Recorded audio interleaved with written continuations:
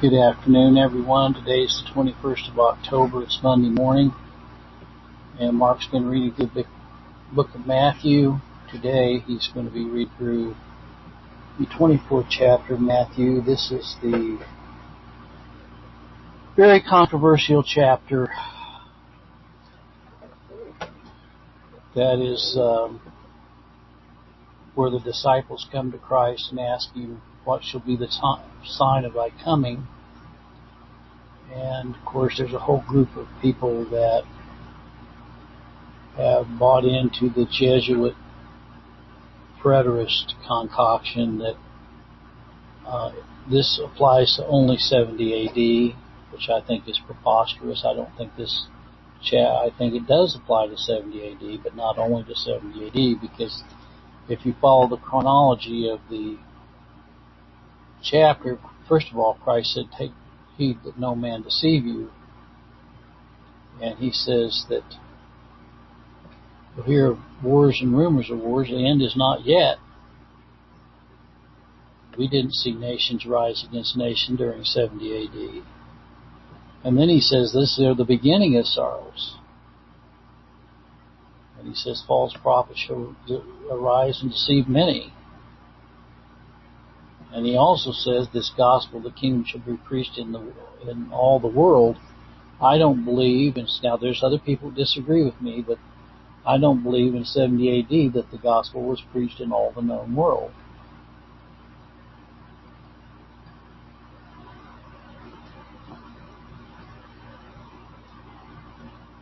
Okay, he does say that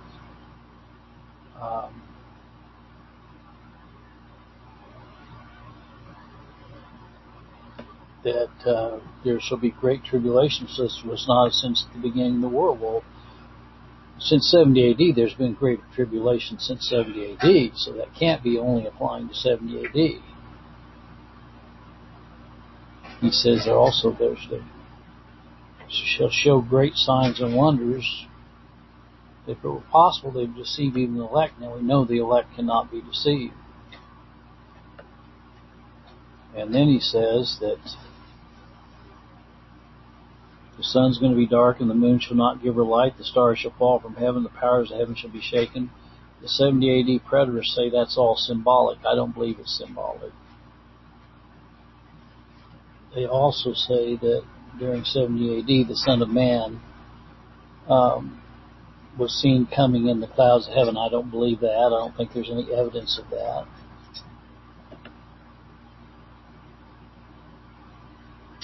He says, when you see all these things, know that it is near, even at the door. Anyway, he says, this generation shall not pass away till all these things be fulfilled. Well, the generation of 70 AD has passed away. So that kind of blows the whole preterist position. That generation shall not pass away is that time after the Great Tribulation. And he says no man knows the day nor hour, so the preterists think they know the day or hour. Again, that dispels that notion.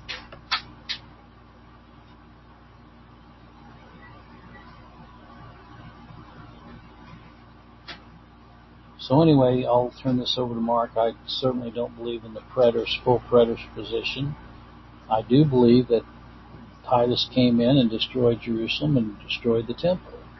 But that was the beginning of sorrows. So I'll turn this over to Mark and have him read this.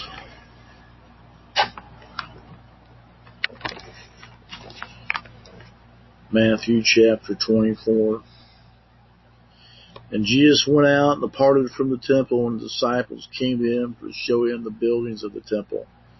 And Jesus said unto them, see not all these things? Verily I say unto you,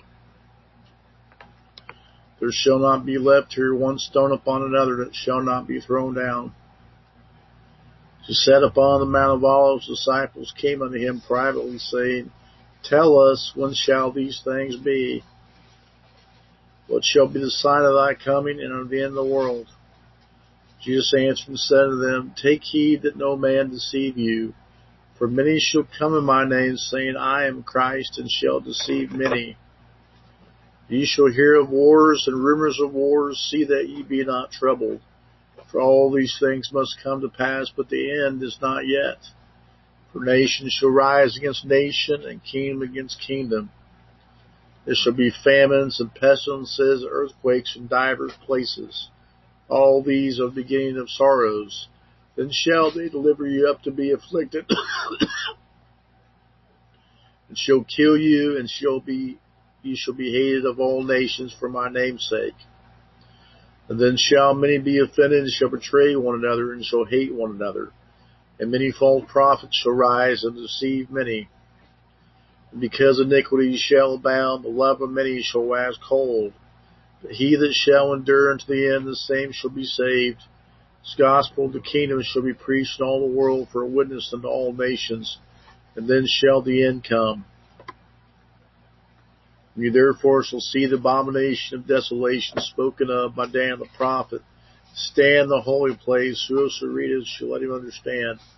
Then let which be in Judea flee into the mountains. Let him which is on the housetop not come down to take anything out of his house, neither let him which is in the field return back to take his clothes. And woe unto them that are with child, and them that give suck in those days. But pray ye that your flight be not in the winter, neither on the Sabbath day, for then shall be great tribulation, such as was not since the beginning of the world to this time, no, nor ever shall be, except those things should be shortened. There should no flesh be saved, but for elect's sake those days shall be shortened. Then if any man shall say unto you, Lo, here is Christ, or there, believe it or not. Believe it not, for there shall rise false Christ and false prophets, and shall show great signs and wonders, insomuch that if it were possible they shall deceive the very elect. Behold, I have told you before. Wherefore, if they shall say unto you, Behold, he is in the desert, go not forth. Behold, he is in the secret chambers, believe it not. For as the lightning cometh out of the east, and shineth even to the west, so shall also the coming of the Son of Man be. For whosoever the carcass is, there will be the eagles be gathered together.